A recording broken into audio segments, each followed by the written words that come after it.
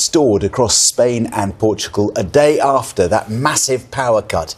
It has caused disruption to millions of shops and homes and businesses and has paralysed transport networks in both countries. The operator of Spain's national grid says that power has now been restored to 90% of the country's mainland, but the effects of the blackout are likely to be felt for days. Our correspondent Aruna Iyengar has more. Cheers and clapping as power is restored to a street in Lisbon last night. But earlier, Portugal's capital city was in chaos.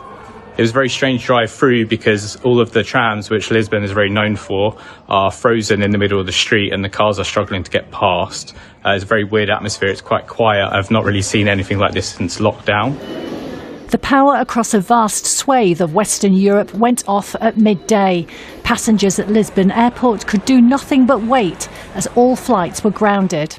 We didn't know any of this until we got to the airport, travelled from the north of Portugal. We didn't get a notification until we got here because all the internet's down, so I can't book a hotel, I can't do any of this stuff. In Spain, passengers on Madrid's metro system were plunged into darkness. Trains literally stopped in their tracks, this one between Seville and Madrid. Travellers gratefully received food from local people. Experts still don't know the cause, but Portugal ruled out a cyber attack. Spain's Prime Minister Pedro Sánchez said 15 gigawatts of generation were suddenly lost from the system, and they were lost in just 5 seconds. That's something that has never happened before. To give you an idea, 15 gigawatts is equivalent to approximately 60% of the country's demand at that time. Across the region, getting hold of money, internet and Wi-Fi connections became difficult. If you had cards or contactless, you were kind of stuck because there was the terminals weren't working, you couldn't draw cash out of the machine. Last night, passengers were readying to spend the night at Madrid's main Atocha rail station. They were making the best of the situation, but everyone wanted answers on when train services would resume. The city's police directed traffic with handheld torches and whistles. Residents were told to conserve battery power on their mobile phones. Questions are now being asked about how the lights could go out so easily and whether systems are robust enough to cope in such a crisis. Aruna Iyengar, BBC News. Well, in just a moment, we will be speaking to Alison Roberts, who is in Viana do Castelo in northern Portugal. But first, let's go to our reporter, Guy Hedgecoe, who is in Madrid for us. So, morning, Guy. Just bring us up to date with what the very latest is there. Well, good morning. Well, we heard there that more than 90% of power has been restored here in Spain. So things are returning to normal, but there are some sectors which were particularly badly affected by what happened yesterday. In particular, the transport sector. So there are trains which remain stranded between stations in some rural areas. That's a problem. And last night, the government did deploy security forces in many areas just to ensure that there were no problems out on the streets.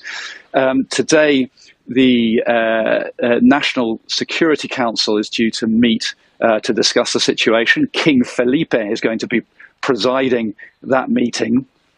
Yesterday, when he addressed the nation, Prime Minister Pedro Sánchez did try and reassure people. This was last night.